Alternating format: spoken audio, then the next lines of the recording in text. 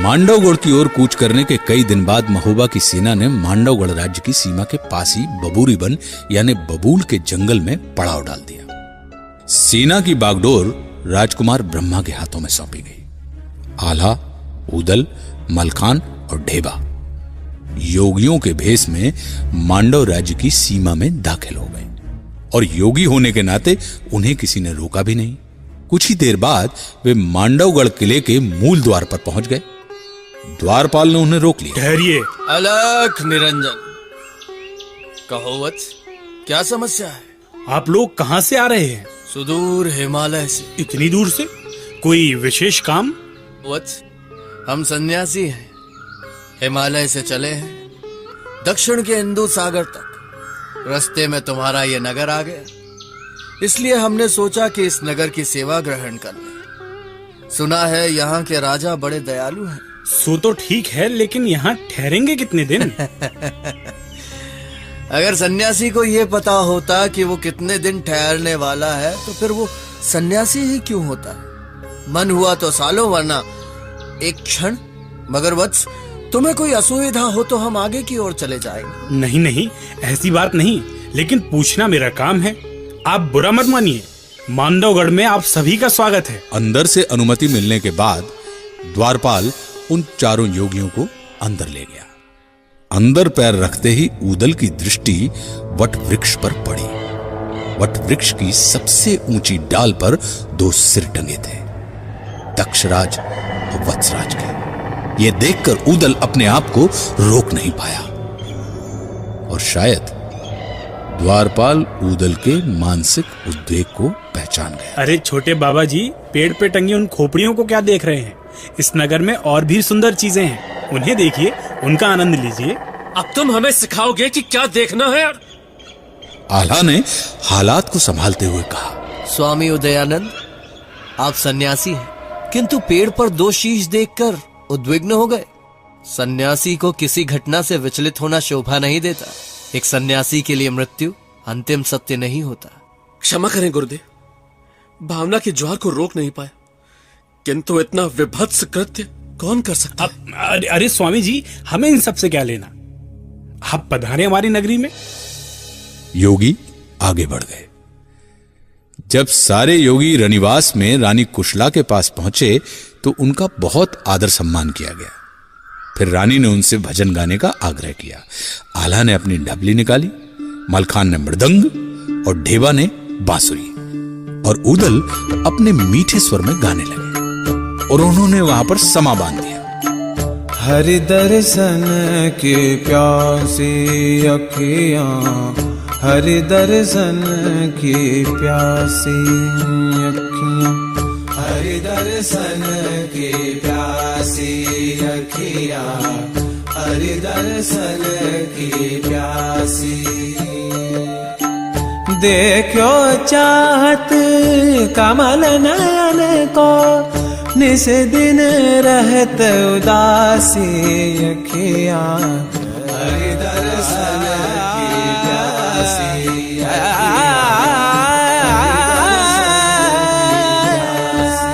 कहते हैं कि महुवरी बाज रही आंगन में, युवती देख देख ठग जाए और राग रागनी ऊदल गावे, पक्के महल दरारा खाए।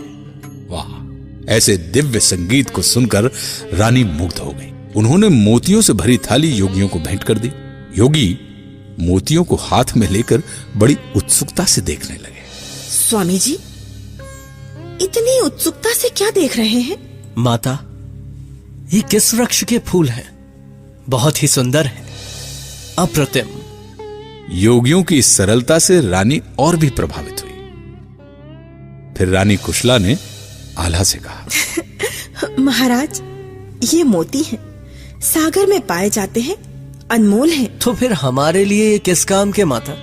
हम तो निर्मोह की राह पर चल पड़े हैं। हमारे गुरुदेव का यह आदेश है कि थोड़ा भोजन अधिक भजन। इन मोतियों को लेकर हम क्या करेंगे माता?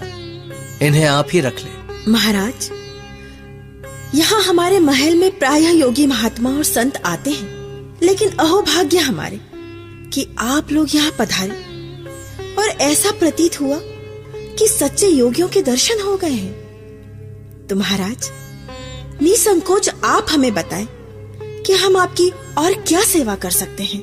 माता, गांव खलिहानों में घूमने वाले हम योगियों का राजमहल में यह पहला पदार्पण है। हम चाहते हैं कि आप हमें इस दुर्ग की एक परिक्रमा करवा दें तो अच्छा हो। बस इतनी सी बात? राजमहल की परिक्रमा क्या? यदि आप यह राजमहल भी मांगते तो हम निसंकोच आपको दे देते। रानी ने अपने गले से 9 लखा हार उतारकर योगी के हाथ में रख दिया और राजकुमारी विजयसेना को पूरा दुर्ग दिखाने का आदेश दिया। इस प्रकार वीरों ने अपनी पहली जीत हासिल कर ली थी। अब आगे का रास्ता और कठिन था। एक चुनौती उनके सामने आने वाली थी। क्या थी वो चुनौती? क्या ये वीर अपने उद्देश्य में सफल हो पाए? जानने के लिए सुनते रहिए धरोहर, मध्य प्रदेश की माटी से जुड़ी ये दिलचस्प कहानी सिर्फ 92.7 बिग एफएम पर, मेरे यानी आशुतोष राणा के साथ। मेरी मिट्टी की धरोहर है। 92.7 बिग एफएम में एक बार फिर आपका स्वागत है और आप सुन रहे हैं धरोहर आशुतोष राणा के साथ। और आज मैं आपको सुना रहा हूं कहानी वीर शिरोमणि जाबाज योद्धा आला ऊदल की कहानी। मेरी मिट्टी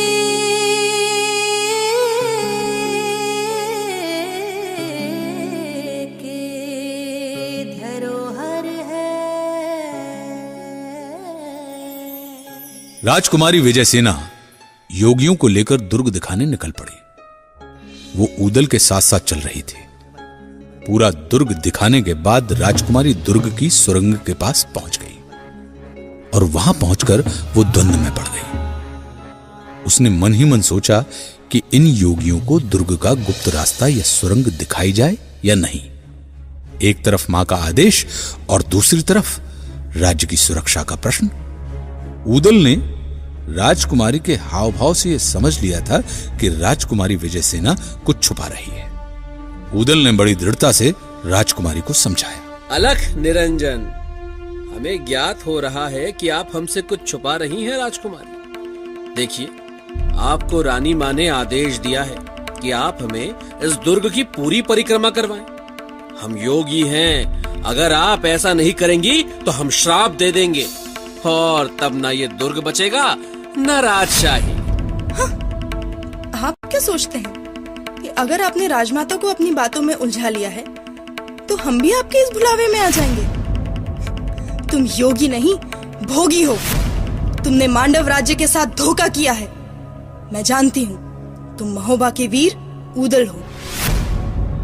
विजय सेना की बात सुनकर सबके पैरों तले से जमीन खिसक गई। राजकुमारी ने ऊदल को पहचान लिया था, मगर कैसे, ये किसी को समझ नहीं आ रहा था। आश्चर्य में हो ना कि मैंने तुम्हें कैसे पहचान लिया? याद करो, जब सिरोंज के महाराज की बेटी का विवाह हुआ था तब तुम बारातियों में थे। तुम्हारी वीरता की कहानियां मशहूर हो चुकी थी। बारातियों के साथ तुम केसरिया पाग पहनकर बेंदुला घोड़े को नचाते हुए आगे बढ़ रहे थे। तभी मेरी सहेलियों ने मुझे बता दिया था कि तुम महोबा के वीर ऊदल हो। लेकिन अब मुझे ये बात समझ में नहीं आती कि इतने महान वीर को पीठ पर छुरा घोंपने जैसे इस कायरतापूर्ण प्रपंच की रचना क्यों करनी पड़ी? ये कहकर राजकुमारी विजयसेना ने अपनी तलवार निकाल ली। ऊदल ने बड़े शांत भाव से राजकुमारी को समझाया। राजकुमारी, कायर नहीं है। आपके पिता ने धोखे से हमारे पिता और चाचा को मार उनकी खोपड़ियां यहां पेड़ पर टांग दी। वो बड़ी शूरवीरता थी।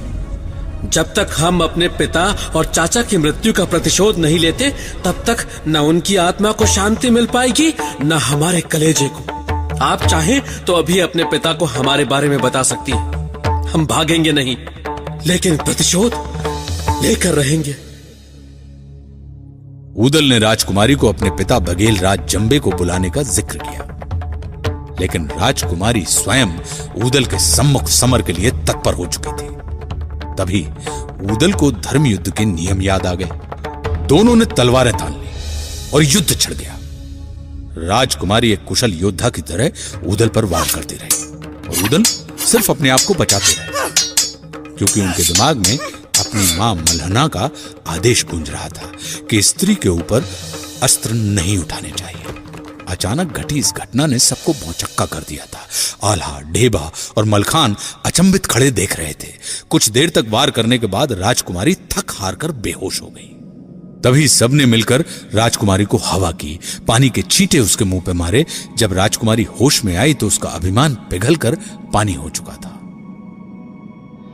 वीर उदल, तुम्हारे बारे में जो कुछ भी सुना था, तुम उससे ज्यादा बहादुर और धर्मप्रिय हो।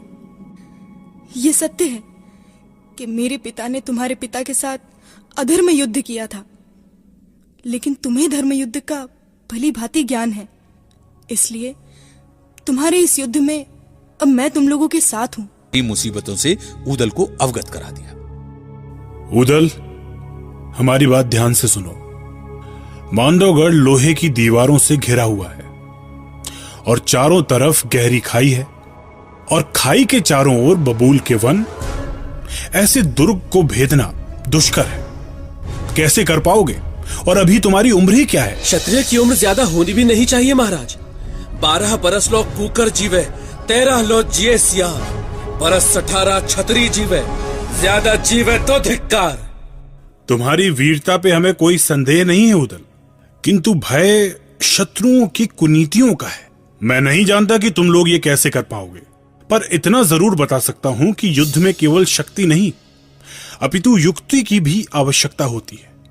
यदि पराक्रम के साथ बुद्धि का भी उचित उपयोग किया जाए तो तुम्हारी विजय निश्चित है। 12 बरस लो कुकर जीवे और 13 लो जिए सियार, बरस 18 छत्री जीवे, ज्यादा जीवे तो धिक्कार।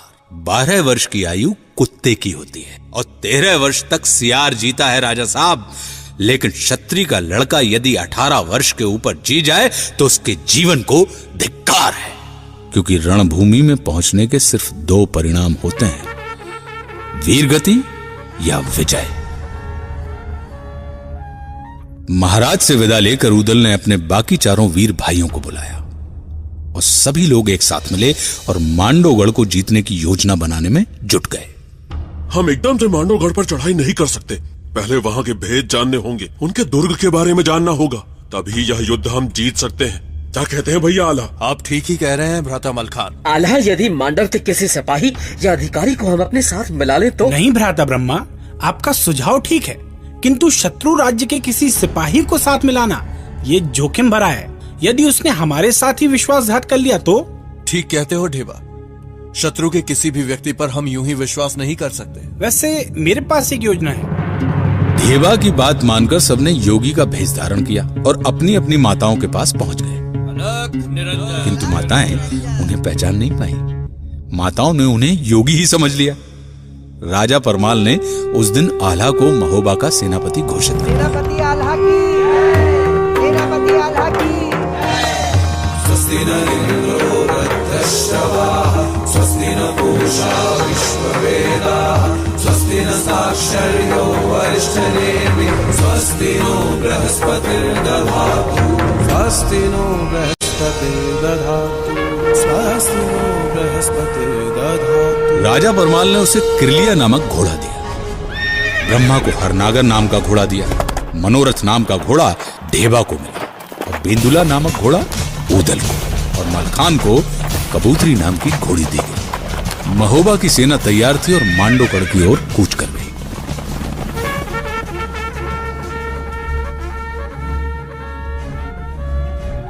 नगाड़ों और दुदुम्बियों से आकाश गूंज उठा। महाराज परमाल की जय जयकार के नारे लगाए जाने लगे। किंतु क्या युद्ध इतना आसान था? क्या 5 नवयुवकों के दम पर एक महायुद्ध को जीता जा सकता है? जानेंगे अब से थोड़ी देर में। बस सुनते रहिए 92.7 बिग FM पर धरोहर, मेरे यानी आशुतोष राणा के साथ। मेरी मिट्टी